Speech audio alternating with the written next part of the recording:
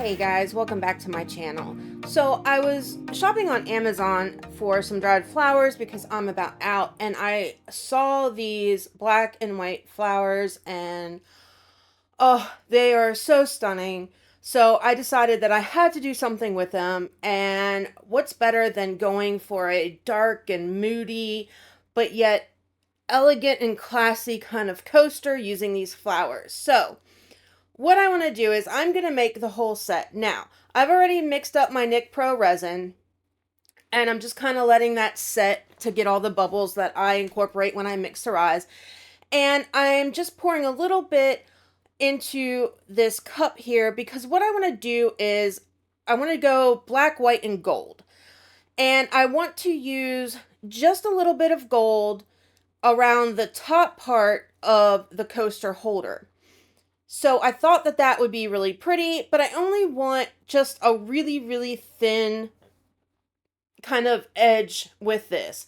Now, I would have loved to have been able to do this with the coasters too, and yes, I know I can do it after, which is what I'm going to, but, you know, resin being what it is, I couldn't do that, so I'm just going to add this part to the actual holder. Now, I'm very slowly kind of just letting this drizzle in here. I'm trying not to make a mess on the sides, but we all know resin kind of shoots all over the place because the static or whatever from the silicone kind of just makes it when I go off to the sides and whatever.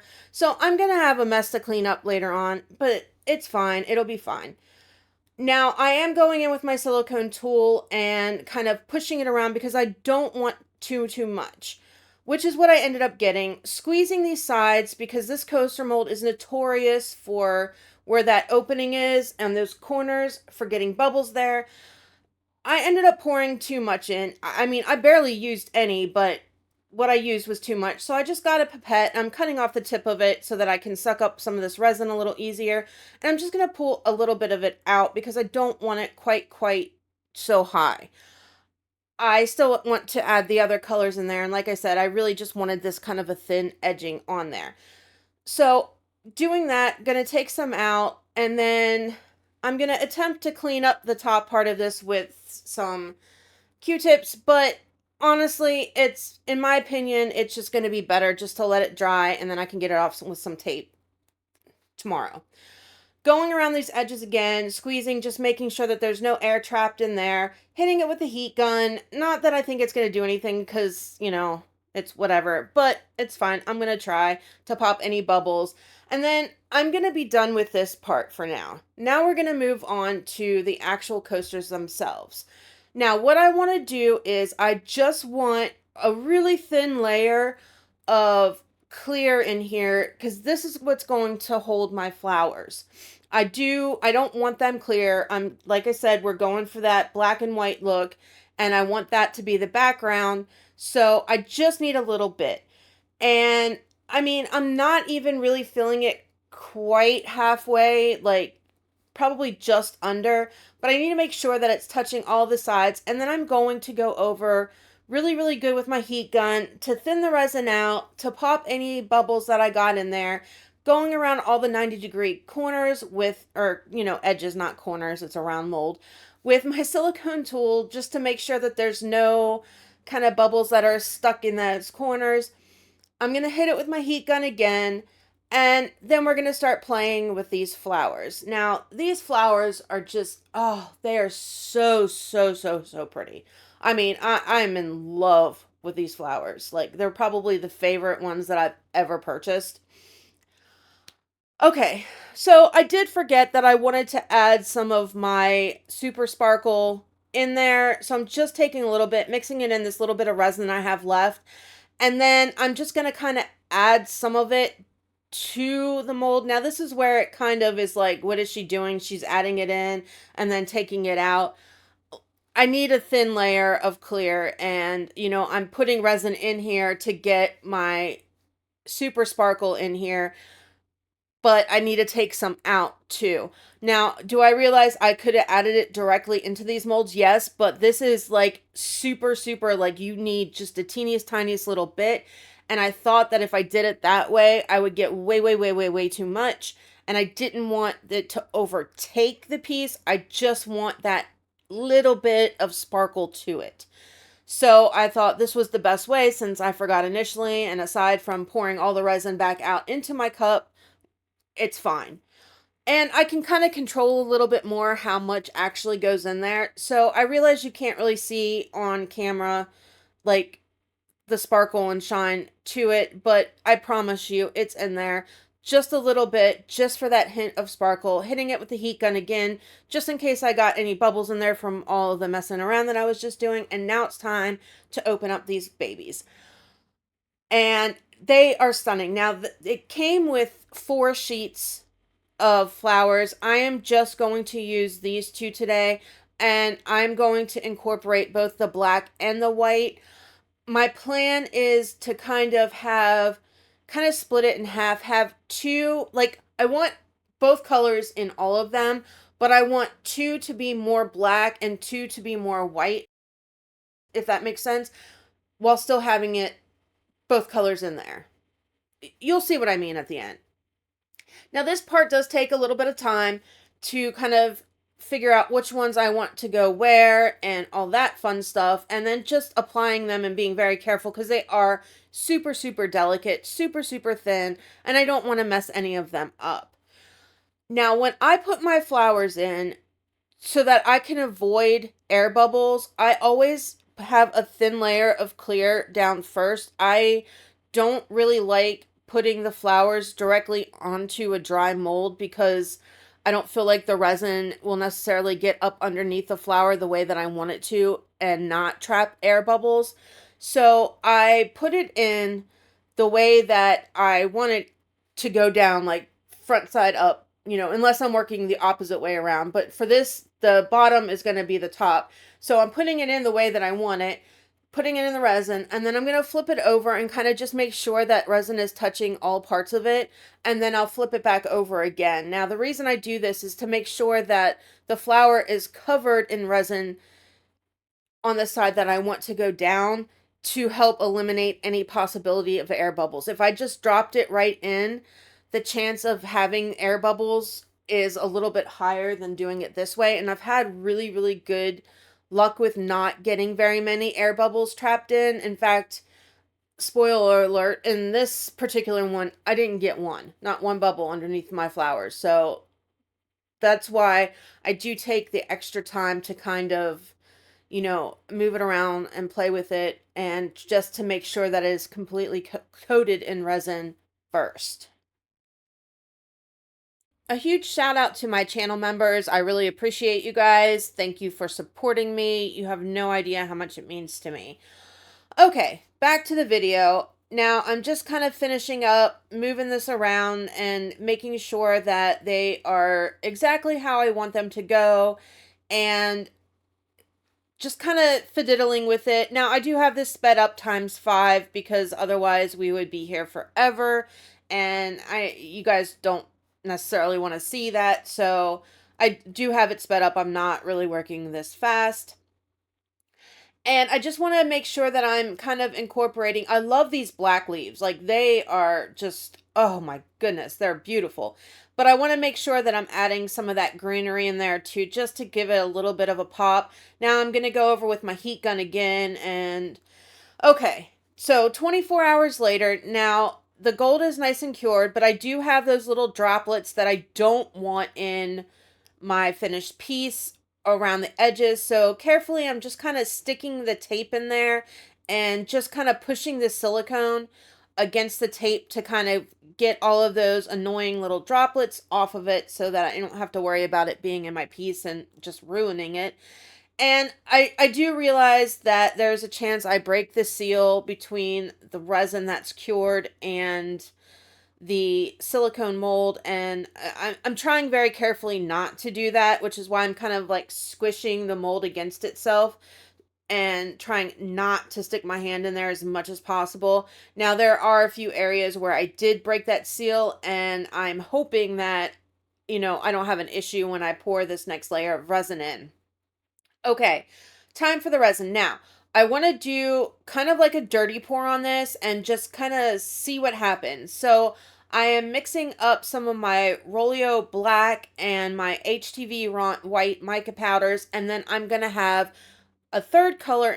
Well, not color, it's just going to be clear, just to kind of give it that kind of just, you know, how when you mix mica powders and then you have the clear resin in with it, and it just kind of makes all those really cool designs and whatever just from adding the clear. So I kind of want to do that. And I've never done a dirty pour with clear resin before. So I was kind of curious to see how that would kind of work and what would happen and all of that fun stuff. And I realized that I could end up getting gray, that it is a real possibility, but I just want to kind of see what I can get. I didn't necessarily want to do a marbling effect, and I didn't want to do just straight black or just straight white. So we're just going to see what happens. Now, I've mixed up my colors, and what I'm going to do is in each, I'm going to get one of my little disposable cups to kind of pour each one in, because I don't need a lot of resin in any one of these molds. Like, I don't. I only need a little bit. So I only want to do a little bit in each cup, because if I do like a whole big cup just with all of my colors, I'm going to end up only getting like one kind of color in each one because of the way that it does it when you do the dirty pour. So I want to make sure that I get all of them in there. So I'm just going to do a little bit each time, and I'm going to kind of mix up which way I'm putting the resins in, just to kind of see if I get any kind of different effects or anything like that. So pouring it in, and I am scraping it. Like, I'm not nec- I just want to see what's going to happen. So it's not like I'm being super kind of careful or anything like that. I mean, I don't want to mix the colors and get like a gray. That's not what I want. But I realize that yes, it could happen. But, you know, I don't know. We're just playing around and seeing what will happen. So, like I said, kind of changing it up how I put the colors in, which one goes where, to see if there's any difference in how they come out at the end, and we'll find out. Now, when I am pouring it in, I am kind of doing like a slight little ring motion ish to kind of give it that little bit of design. I don't know if it's going to stay. We'll see tomorrow when we demold, I guess. But yeah, I'm super excited to see how these turn out. And I really can't wait. Like, I really can't. Now, these first two that I did, when I put the resin in, I didn't put quite enough in, so it's not all the way on the top of the mold. So I will have to go back in here later on and add a little bit more. But I figured it should be fine enough if whatever I add in, I just do it to the center. I don't think it should mess it up too much. So, yeah, we'll find out tomorrow, I guess.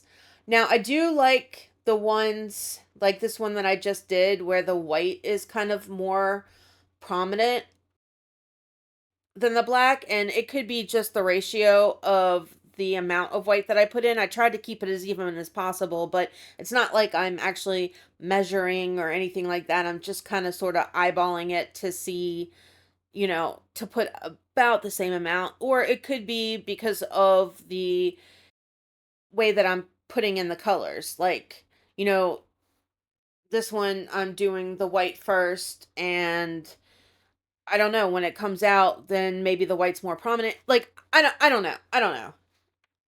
Part of me wishes that I had used just a little bit more white than black, where I like the black and I'm not upset about it, because it's kind of it is what I'm going for. At the same time, I think my favorite ones are the ones that have a little bit more white showing through. So the black definitely took over, and I think it would have been a little bit better with just a little bit less black. So now I'm just going to use the rest of the resin that I have left and hope that it's enough to fill up the rest of this mold, so that I don't have to mix more, because I really don't want to have to do that. That being said, I don't have much left, so I don't know. I have a feeling I may be, mixing up quite a bit more, but we'll just have to wait and see. And I am still doing, the dirty pour in this too. Now, I'm not sure how it's going to turn out because it's not, not like the coasters where it's just I'm pouring in straight, it's going to go down. So I'm hoping that I get some really neat effects, especially with that clear in there where it kind of comes down on the side. Guess we're just going to have to wait and see. So I am scraping out every little drop of resin that I have. And we're going to pour it in here and see what happens. As soon as I'm done playing around. Come on. There we go. All right. Let's pour it in. So I am pouring it in the middle, and it looks like more of the white's going to one side. And it is kind of weird, like where it doesn't go down where that like opening is, how it kind of, it doesn't ruin it, but it kind of takes away from the effect. You can see it's different. It's weird. I don't know. But of course, I didn't have enough. So I am going to have to mix up a little. Now, I'm just going to put straight up clear in. I'm not going to mix any more colors. I'm not going to do a dirty pour. I really only need, I think I made up like 40 mils just to kind of top it off. So we're just going to do it straight clear and see what happens. Maybe it'll add to the effect of it. We'll see.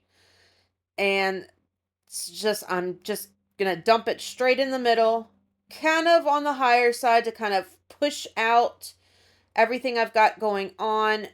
And yeah, I am just kind of going around with my fingers a little bit. I mean, I realize that could help mix it, which is what I don't want to do. But at the same time, I also don't want any bubbles at all. Like, I just don't.